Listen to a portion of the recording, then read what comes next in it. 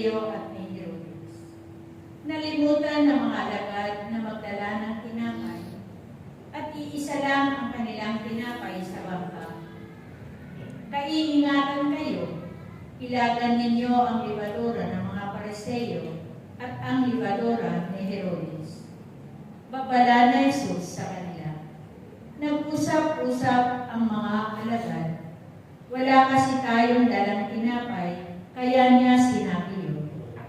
Alam ito ni Jesus, kaya't sila'y tinanong niya, bakit ninyo pinag-uusapan na kayo'y walang dalang tinapay?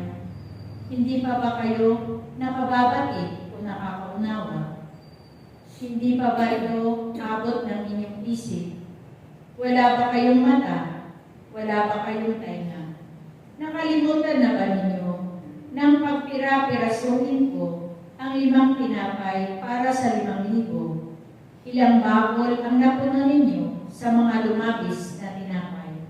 12 po, tugon nila.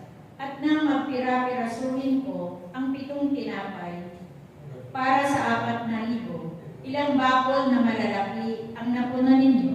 Tanong niya. 7 bakol po, tugon nila. At hindi pa rin ninyo nauunawaan. Wika niya.